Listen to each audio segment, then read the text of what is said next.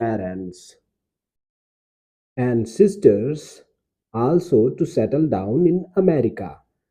और वे चाहते थे कि वो अर्न करे बहुत सारा मनी, आकाश अर्न करे बहुत सारा मनी अमेरिका में, और अंततः अपने माँ बाप को और अपनी बहन को भी अमेरिका बुला ले सेटल डाउन होने के लिए, बसने के लिए। सेटल डाउन का अर्थ होता है बसना। बट आकाश वॉज एडमंट, लेकिन आकाश अपने इस निर्णय में, अपने भारत लौटने के, स्वदेश लौटने के निर्णय में बिल्कुल एडमंट था, अटल था, दृढ़ निश्चयी था। एडमंट यानी होता है अटल, अडिग, अटल। My country has spend thousands of rupees in educating me. Akash बोलता है कि मेरे देश ने मुझे शिक्षित करने में हजारों रुपए खर्च किए हैं। हैज स्पेंड, देखिए हैज स्पेंड, हैव का प्रयोग हुआ है यहाँ पर। ये है प्रेजेंट परफेक्ट टेंस, चुका, चुकी, इस तरह से इसकी पहचान होती है। मेरा देश हजारों रुपए खर्च कर चुका है मुझे शिक्षित करने में। I have to repay this debt, मुझे चुकाना होगा, अदा करना होगा इस ऋण को। डेट, डेट का अर्थ होता है ऋण। इसे DEBT, इसे डेब्ट नहीं पढ़ते बल्कि डेट पढ़ते हैं दोस्तों। बी यहाँ पे साइलेंट होता है। The only way I can do it is by serving the people here. और एक ही उपाय से मैं ऐसा कर सकता हूँ, वो उपाय है लोगों की सेवा करके, यहाँ के लोगों की सेवा करके। सर्व करना यानी सेवा करना। And more over India and it's villages need good doctors for more than rich countries like America. और इसके अलावा, एंड मोर ओवर, इसके अलावा इंडिया और उसके गांवों को अच्छे डॉक्टरों की ज़्यादा ज़रूरत है, बहुत ज़्यादा ज़रूरत है। रिच कंट्रीज, अमेरिका जैसे रिच कंट्री या धनी देशों से कहीं ज़्यादा भारत और उसके गांवों को अच्छे डॉक्टर की ज़रूरत है। What happened नाना जी, क्या हुआ नाना जी? Did Akash come back to India?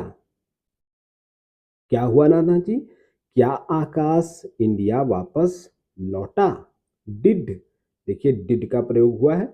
ये पास्ट इंडेफिनिट टेंस में जब हम इंटरोगेटिव या प्रश्नवाचक वाक्य बनाते हैं तो डिड का प्रयोग किया जाता है।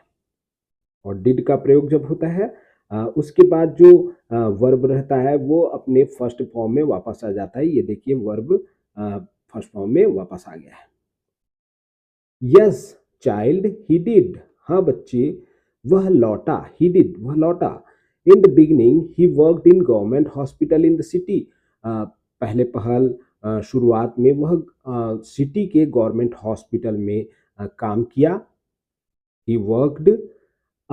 ईयर लेटर, एक वर्ष बाद, एन एपिडेमिक ब्रोक आउट, एक महामारी, एपिडेमिक यानी होता है महामारी, जैसे हैजा, प्लेग, इस तरह की बीमारियां होती हैं, इसे बोलते हैं महामारी या epidemic.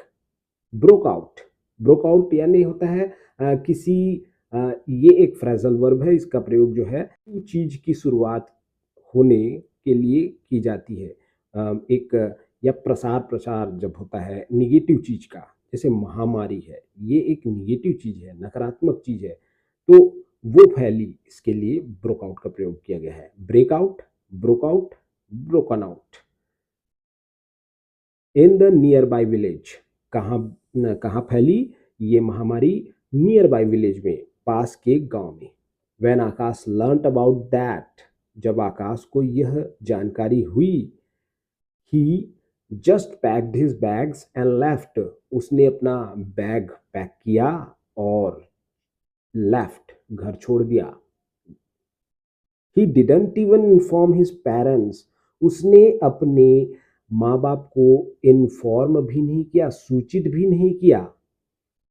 Y asked Ajit, Ajit पूछता है क्यों? Because they would have stopped him, क्योंकि वे उसे रोक देते, रोक देते। उसके माँ बाप, जाहिर सी बात है, उसके माँ बाप को पता चलता कि वो एक महामारी वाले क्षेत्र में जा रहा है तो उसे रोक दिया जाता, रोक दिए होते। In science I have studied that during epidemics, science में, विज्ञान में मैंने ये पढ़ा है कि एपिडेमिक्स के दौरान या महामारियों के दौरान जो है डॉक्टर्स कभी कभी, the doctors who are treating the patients also die, Naina said. तो नैना कहती है कि मैंने ऐसा विज्ञान में पढ़ा है कि कभी कभी जो डॉक्टर महामारियों में काम करते हैं या उसको पेशेंट्स को ट्रीट करते हैं, देख रेख करते हैं, वो भी मर जाते हैं महामारी से। यस नैना इज राइट, हाँ नैना सही है। Anyway, a week later Akash father got a post card from him saying that he was busy treating the patients and that the situation was very grim. चलिए, एक हफ्ते बाद नाना जी बोले कि ठीक है, ऐसा ही नैना जो बोल रही है वो ठीक है। एक हफ्ते पश्चात क्या हुआ, आगे बता रहे हैं नाना जी कि एक हफ्ते पश्चात आकाश के पिताजी को एक पोस्ट कार्ड मिला। चूंकि वो जमाना जो है पोस्ट कार्ड का था, आजकल तो पोस्ट कार्ड का उपयोग करते नहीं बच्चे, सोशल मीडिया का ज़माना है, लेकिन उस समय पोस्ट कार्ड के माध्यम से जो है लोग लेटर भेजते थे, पत्राचार करते थे। तो पोस्ट कार्ड भेजा और उसमें पोस्ट कार्ड में कहा गया था कि मैं बिजी हूँ पेशेंट्स की ट्रीटमेंट करने के लिए, और जो सिचुएशन है वो बहुत ग्रिम है, बहुत ही विकट है, बहुत ही भयंकर है। इस तरह से ये जो महामारी थी बहुत विकराल रूप ले रही थी वहाँ। But Akash did not mention where exactly he was, fearing that his father would land up and try to drag him back. लेकिन आकाश ने उल्लेखित नहीं किया, डिड नॉट मेंशन, कि वो कहाँ था, उसका लोकेशन कहाँ था इस एग्जैक्टली, क्योंकि उसे भय था कि उसके पिताजी, ऐसा करने पर उसके पिताजी वहाँ पहुँच जाएंगे और उसे वापस खींच लाएंगे, drag him back. Drag back मतलब खींच लाना, वापस खींच लाना। 2 weeks later, his father received a phone call. 2 हफ्ते पश्चात उसके पिताजी को एक फोन कॉल आया, saying that Akash had been admitted in the city hospital in a serious condition. और उस फोन कॉल में बताया गया कि आकाश एक सीरियस कंडीशन में, गंभीर दशा में सिटी हॉस्पिटल में एडमिट किया गया है, भर्ती किया गया है। His parents rushed to see him, के लिए उसका जायजा लेने के लिए, हाल चाल जानने के लिए दौड़ पड़े। He was in a very bad state, वह बहुत खराब दशा में था, बहुत बीमार चल रहा था। He could barely speak, और बमुश्किल बोल पाता था, barely मतलब बहुत मुश्किल से, barely speak. Why are you torturing yourself as well as us, son?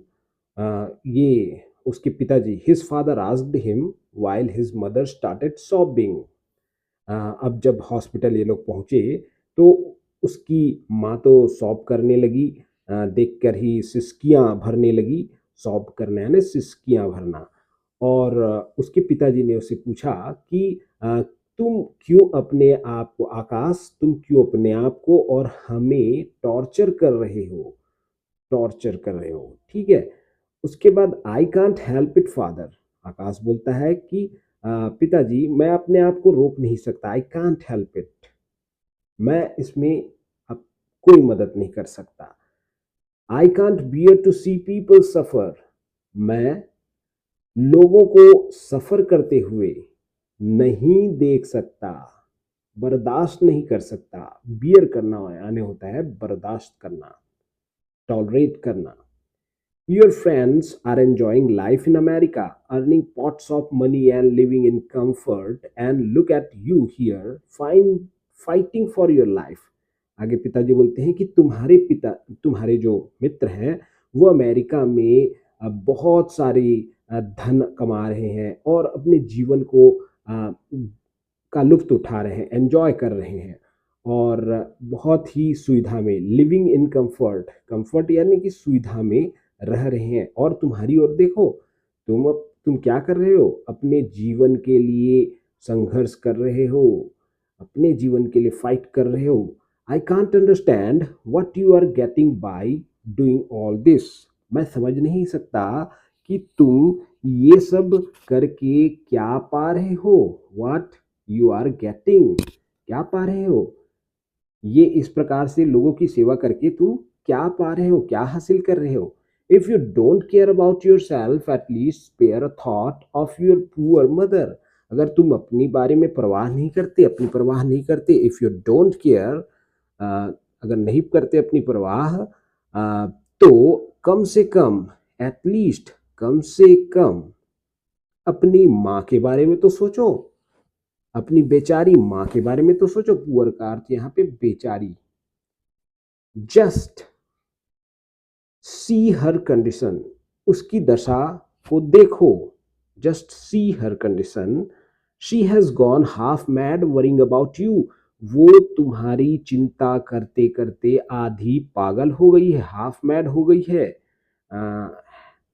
उसके बाद father, I don't think I will ever be able to convince you about my actions। आकाश बोलता है कि पिताजी, मैं नहीं सोचता कि मैं कभी भी आपको मेरे मेरे इन कृत्यों के बारे में कन्विंस कर पाऊंगा, मना पाऊंगा, समझा बुझा पाऊंगा।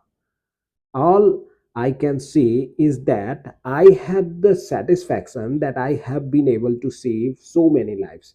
लेकिन मुझे ये अच्छा लगता है, मुझे इस बात की संतुष्टि है, सेटिस्फैक्शन है, संतुष्टि है कि मैं बहुत सारे लोगों की जीवन बचाने में कामयाब रहा। आई हैव बीन एबल, कामयाब रहा। Forgive me if I have tortured you. अगर मैंने आपको टॉर्चर किया हो तो मुझे माफ करिए। फॉरगिव का अर्थ होता है माफ करना। फॉरगिव मी, मुझे माफ करिए। But please try to understand that I could not help it. लेकिन लेकिन कृपया टू अंडरस्टैंड कि मैं इसमें कुछ भी नहीं कर सकता, मैं अपने आप को नहीं रोक सकता। I could not help it. I can't watch people dying all around me and not do anything. मैं लोगों को अपने आसपास मरते नहीं देख सकता और मैं ऐसा बिल्कुल नहीं कर सकता कि लोग मेरे आसपास मर रहे हों और मैं उन्हें देख रहा हूं और कुछ भी नहीं कर रहा हूं। ऐसा मैं कर नहीं सकता। After battling for a month, Akash died in his mother's arms. लगभग 1 महीने तक बैटल करते हुए, युद्ध लड़ते हुए ये अपनी बीमारी से आकाश मर गया 1 महीने के बाद अपनी माँ की बाहों में, आर्म्स में। The entire village was there at his cremation. जब उसका अंतिम संस्कार किया गया, क्रिमेशन किया गया, तो पूरा एंटायर विलेज, पूरा का पूरा गांव वहां मौजूद था। And there was not even one eye which was dry. और हर व्यक्ति की आंखें नम थीं। कोई भी ऐसा एक व्यक्ति नहीं था, बंदा नहीं था जिसकी आंखें ड्राई हो, सूखी हो। The villagers decided to pay homage to ask. जो ग्रामीण थे उन्होंने डिसाइड किया कि आकाश के प्रति श्रद्धांजलि अर्पित की जाए, आकाश को होमेज दिया जाए। होमेज यानी होता है श्रद्धांजलि। टू पे होमेज का अर्थ होता है श्रद्धांजलि देना। They launched a drive to collect donations for building a small hospital in the village। और उन्होंने एक अभियान चलाया, ड्राइव चलाया, दान दान की राशि इकट्ठा करने के लिए, ताकि वो हॉस्पिटल बना सकें गांव में। डोनेशन यानी होता है दान। They approached the local MLA, वे लोकल एमएलए के पास गए। एमएलए का अर्थ होता है मेंबर ऑफ लेजिस्लेटिव असेंबली, जिसे हम विधायक के रूप में जानते हैं। वे लोकल विधायक के पास गए, अप्रोच किए। Who agreed, Nanaji said, and taking their hands in his, he led them to a building a few hundred meters behind the peepal tree. अब नाना जी ने ऐसा कहते हुए उनके हाथ पकड़ लिए और उन्हें एक बिल्डिंग की ओर ले चले। वो कुछ ही फ्यू मतलब होता है कुछ कुछ 100 मीटर दूरी में थी या पीछे थी, पीपल के वृक्ष के कुछ 100 मीटर पीछे, बिहाइंड वो बिल्डिंग थी। बिहाइंड का अर्थ होता है पीछे। They stopped in front of a blue board, वे रुके। They stopped in front of मतलब के सामने, एक ब्लू बोर्ड नीले बोर्ड के सामने रुके। Naina please read what is written, नाना जी ने बोला कि नैना प्लीज पढ़ो क्या लिखा हुआ है बोर्ड पे। Akash memorial hospital in memory of doctor Akash Rai who saved this village from death. तो नैना ने पढ़ा, उसमें लिखा था कि Akash memorial hospital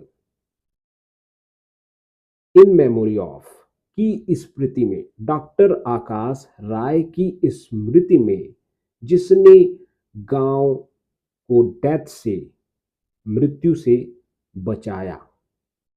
Naina looked at her grandfather, नैना ने अपने दादा की ओर देखा। His eyes were wait with tears, उनके नाना की आंखें जो है आंसुओं से गीली थी, नम थी, वेट थी। नाना जी, Akash Rai, but your surname is also Rai. Naina ने बोला कि नाना जी, आकाश राय लिखा हुआ है ये तो, लेकिन आपका सरनेम भी तो, आपका उपनाम भी तो राय है। वाज ही योर, क्या वे आपके? आगे नाना जी बोलते हैं कि यस माय चाइल्ड, हाँ मेरे बच्चे, ही वॉज माई सन, वो मेरा पुत्र था, बेटा था। योर मदर्स एल्डर ब्रदर, तुम्हारी माँ का बड़ा भाई था, एल्डर ब्रदर था, तुम्हारे माँ का भैया था। As a professor of philosophy I always thought I knew everything about everything. एक फिलॉसफी या दर्शन के प्रोफेसर के रूप में मैं हमेशा सोचता था कि मैं हर चीज के बारे में हर चीज जानता हूँ। But my son taught me the true essence of the term service, लेकिन मेरे बेटे ने मुझे सिखाया, taught me, teach taught taught, मुझे सिखाया सर्विस या सेवा का ट्रू इसेंस, वास्तविक सार। सार, इसेंस का अर्थ होता है सार, सार तत्व। And the real meaning of the word patriotism, और इस देशभक्ति शब्द का सही अर्थ। तो ये that was the story dear students. ये नाना जी का पुत्र था डॉक्टर आकाश, जिसने देश के लिए बलिदान दिया, देशवासियों के लिए बलिदान दिया। तो इस तरह से पैट्रियोटिज्म का अर्थ केवल जेल जाना या रणभूमि में मर जाना नहीं होता, बल्कि अनेक ऐसे क्षेत्र हैं जहां आप अपने देश के लिए कुछ कर सकते हैं।